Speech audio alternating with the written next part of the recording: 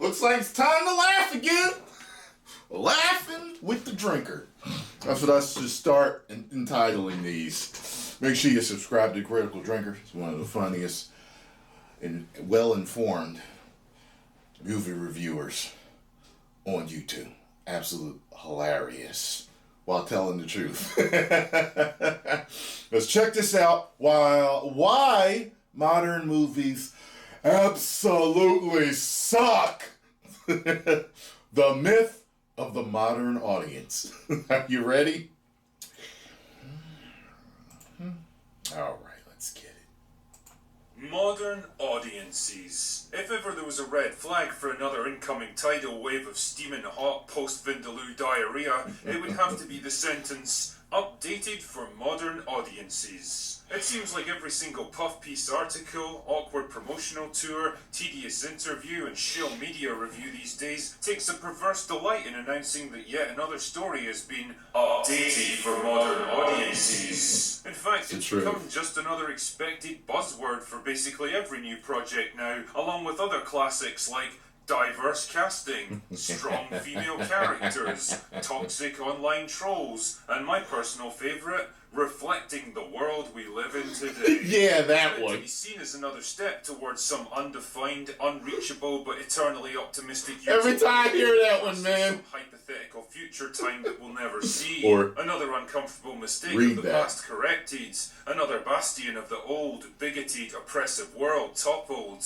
Another victory in the never-ending war against our own cultural legacy. Man. And on the surface, it sounds pretty nice, doesn't it? We love updating things these days. We love stuff that's modern. After all, who wants to cling to old, dusty, outdated ideas when we can have shiny, new, modern stuff? Because everything that's new and updated must be good, right? Everything we produce today must be better than what came yesterday, because surely we couldn't possibly be making stuff that's worse. The reality here is that the myth of the modern audience is one of the biggest cases of collective gaslighting I think I've ever seen. And it's been used to justify some of the worst excesses of franchise destruction in all of entertainment. And yet, there it is, repeated again and again, like it's some badge of honour instead of the dunce's cap of shittiness. The message is always the same, like everyone's saying it is part of some weird collective hive mind capable only of repeating the same basic concepts and phrases. The world is changing. People are different now, and they don't like the things they used to like. Right. They don't want escapism and innocent, joyful entertainment for its own sake. They want stories and characters that reflect the world we live in today. They don't want thoughtful and balanced explorations of complex ideas. They want to be told exactly how to think on every issue, and always from one particular point of view. Because clearly we all hold the same opinions about everything. They don't want men that are strong, capable and assertive, or women that are feminine and compassionate and protective. They want their characters deconstructed, conflicted and homogenized. They don't want historical accuracy. They want modern values, cultural norms and metropolitan diversity superimposed onto times and places where it makes no logical sense. Because the past doesn't matter, you see. The past is full of ists and phobes and dangerous ideas that we have to carefully shield you from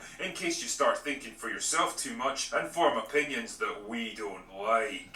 All that matters is what we tell you. And the more this shit happens, the more I'm reminded of an interesting little quote from our not-too-distant history. If you tell a lie big enough and keep repeating it, people will eventually come to believe it. That's the truth. Well, the drinker doesn't believe it, and I'm here to take a big steaming shit of my own on the myth of the modern audience. And to do this, let's begin with the world of fairy tales, shall we? Okay. One of the most quintessential forms of storytelling, and one that's been fertile ground for companies like Disney for the better part of a century now.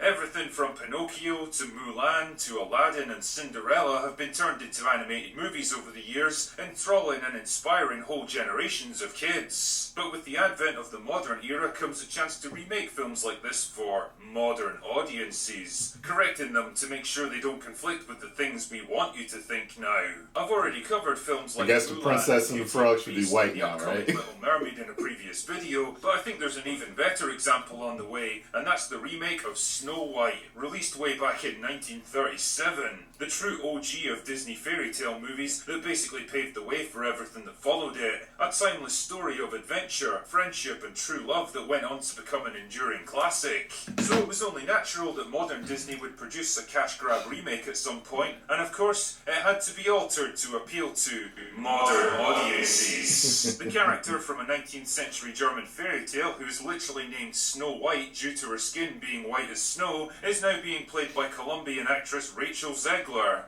He is not Snow White. I mean, sure, yeah, makes sense to me. I guess the idea of a female lead with low levels of melanin is so offensive to modern audiences that she had to be replaced with a more diverse alternative in order to keep everyone safe. The dwarves that were used for comedy effect in the original have been reworked into highly efficient, intelligent, and disciplined underground engineers. Why? Because apparently we can't depict little people on screen in a way that could be even vaguely interpreted as negative. Yeah, he pissed a whole lot of dwarf actors off and people working in the industry, because it's like, yo, like, this is what we've been playing. Like, we play little people, we play dwarves because we are dwarves. Like, what? We're little people. Like, yo, like, when I heard he came out like that, I was like, for some reason I feel like this ain't gonna work out for him. Like, I didn't give it much thought, but I was like, I don't think this is gonna go well. And then days later, like, it came out about that, and it just makes me wonder too with the whole Snow White thing. Like, what if the character was named Onyx? And because they had a shiny dark skin or something like that, and they remade it and made the person that was named Onyx white. Like, would people be okay with that? Like, you know, it's like I've always said, it's always just been about the accuracy of the tale, of the story, and you know, the people that they talk about, they try to say are racist and all that other stuff. That's a very, very small minority of fans. Fans just want you to stick to what they loved. Escapism is huge for people. I've always explained this because people cannot stand a lot of the world that they live in, from their job to bills and everything else and all the other stresses of life. So they latch on to certain things. It's one of the reasons why entertainment is so important to people, because it makes them smile at the end of the day at dealing with the bullshit that they deal with. And then when you fundamentally change what they have always escaped to make themselves feel better after dealing with the bullshit that they are dealing with in their lives, then you make them angry. It's like changing the recipe to your favorite hamburger or your pancakes, because food is an escape too. And when you change the recipe at McDonald's to the Big Mac, or at Cracker Barrel's pancakes, or whatever it is out there, Nathan's hot dogs, you're gonna piss people off, because their escapism is their relief from their stress of the world that we live in today. The finale about the dashing prince saving the day and reviving Snow White from her eternal sleep with a true love's kiss has been axed too, naturally, because the notion of a strong, heroic man saving the princess from danger is just too triggering for modern audiences. This princess is going to damn well save herself, and the rest of the world just needs to deal with that. In fact, I think Rachel Zegler summed up their mentality perfectly in this article from Vanity Fair. People are making these jokes about ours being the PC Snow White, where it's like, yeah, it is, because it needed that.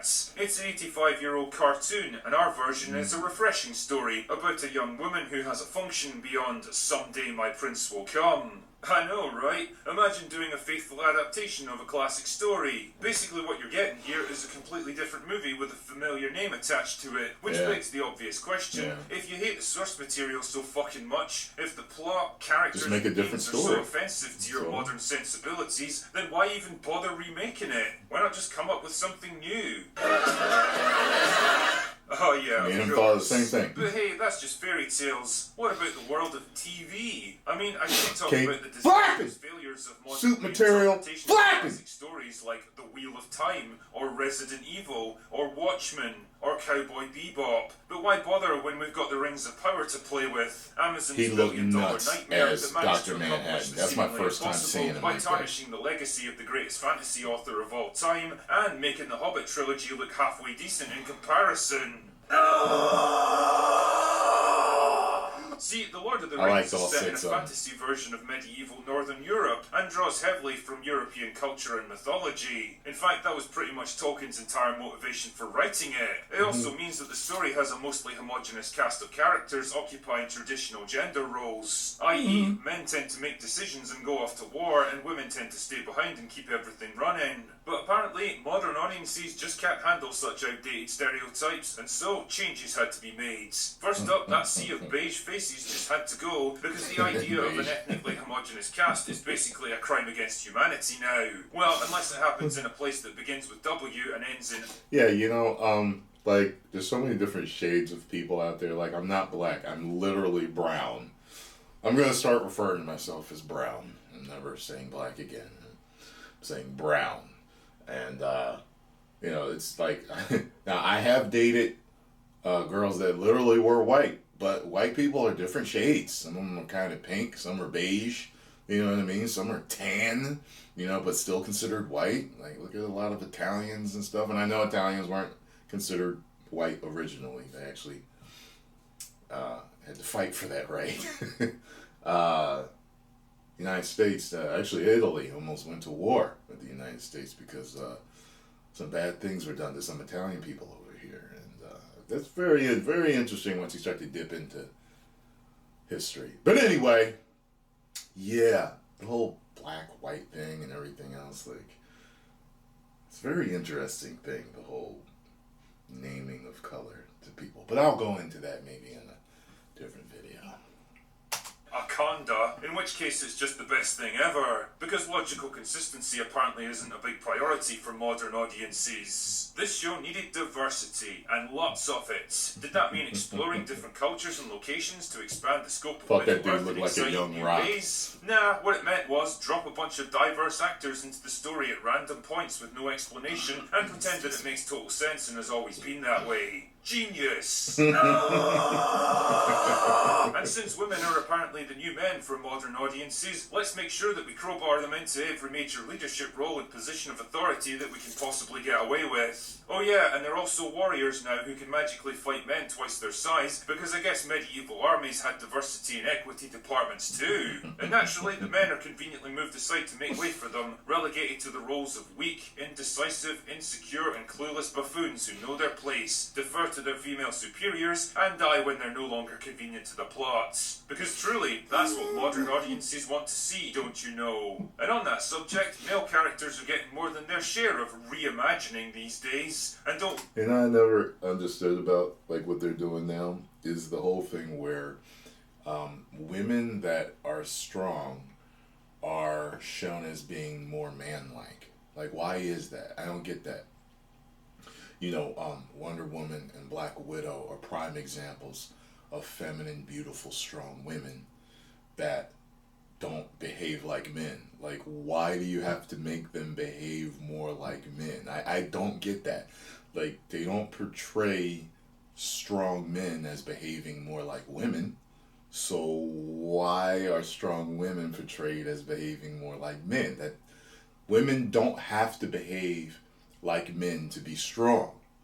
They can still retain their feminine qualities and their beauty while staying strong. I've never understood that with a lot of this. You see it in video games too, with what they're doing. It's like, why are these characters? And like, they take away, like, I've seen videos where people are talking about, like, they're not making the characters attractive anymore. Now they're making the characters, like, for lack of a better word, I guess, homely or something like that. You know, they're not making them attractive anymore like they used to.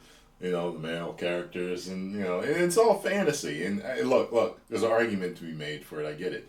Not everybody's attractive. There's nothing wrong with having characters in games that aren't attractive. You know, I mean, it's definitely hey, one of the greatest, if not the greatest video game character of all time is not attractive. What? I never met a girl that said that she thought that Mario was hot. You know what I mean? So, but it's just kind of interesting looking at a lot of things going on right now. Don't worry, I'm going to do a proper in-depth video on that particular topic soon enough. Believe that! Let's examine the purposes of this video. Let's take a look at James Bond. Surely the absolute pinnacle of everything that is, was, or ever will be a man. Tough, cold, ruthless, charming, sophisticated, and dangerous. A man of action and intrigue. A man that every woman wants, but none can ever truly have. Well, not anymore, because modern audiences don't want to see strong, capable, confident, assertive men on screen, because that would perpetuate the harmful stereotype that men should aspire to be strong, capable, confident, and assertive. Instead, what modern audiences want in their men is emotion, vulnerability, and respectfulness. Can't have them come across as too threatening or dangerous. I mean, Daniel Craig already started the trend by having Bond pout and sulk his way through most of his films, because, you know, being a suave, gun-toting super spy is just such a drag. But don't worry, his successor will absolutely carry on his work. In a recent interview with Variety magazine, you know, that bastion of impartial journalistic integrity, series producer Barbara Broccoli explained that Bond is evolving just as men are evolving. Evolution. Who's evolving at a faster pace. She went on to add that Craig's Bond cracked the character open emotionally. The films over his tenure were the first time we really connected to the emotional arc.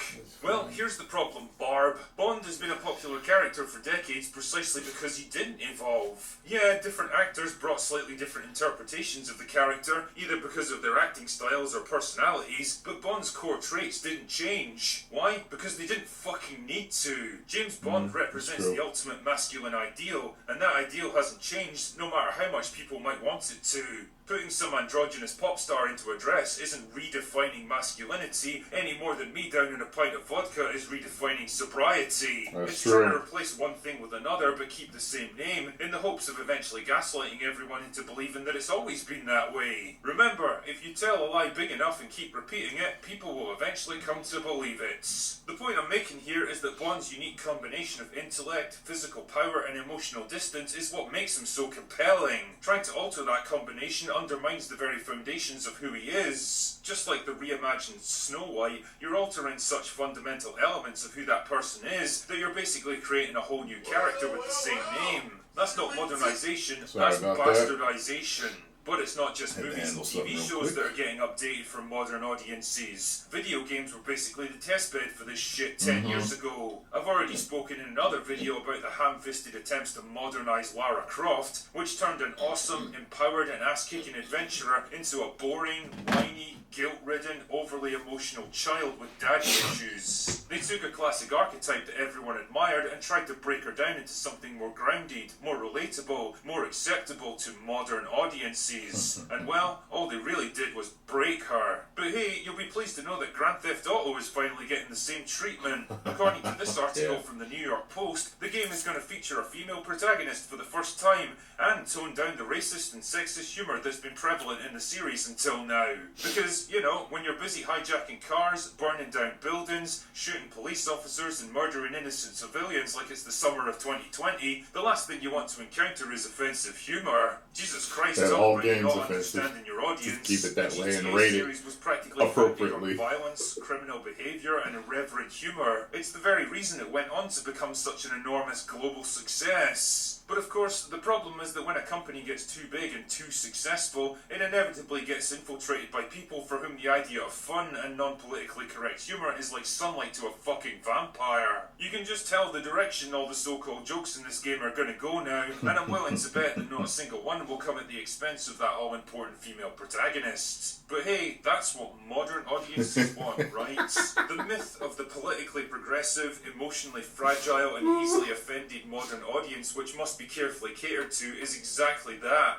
a myth. A convenient scapegoat created by writers of these projects to deflect blame and criticism away from themselves. Oh, we didn't set out to make all these unpopular changes that ultimately ruined the product you see, but the world has changed now and we had to update it for modern audiences. Because ultimately, the people they're really catering to are themselves. It's an excuse for them to indulge their own narcissism, to impose their own worldview, to undo the things that they don't like and replace it with stuff they personally want to see. It's not about respecting and building on what came before, it's about sweeping it all away and consigning it to the ash heap of history, replacing it with their ideas, their ideology, their view of how the world should be. It's the shallow, arrogant, self-absorbed mentality of people that have been coddled and praised their entire lives, that have never struggled, never experienced hardship or danger, never ventured outside their own carefully controlled echo chamber. The kind of people who see the past as an enemy to be defeated instead of a rich tapestry of ideas and experiences they can learn from.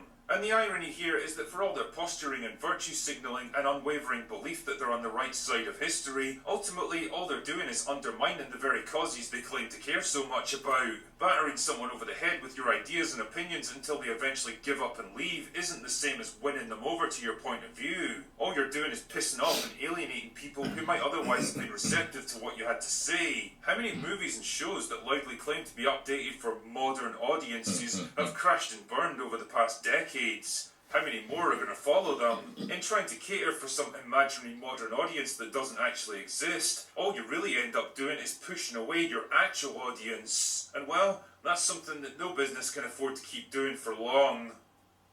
Anyway, that's all I've got for today. Go away now.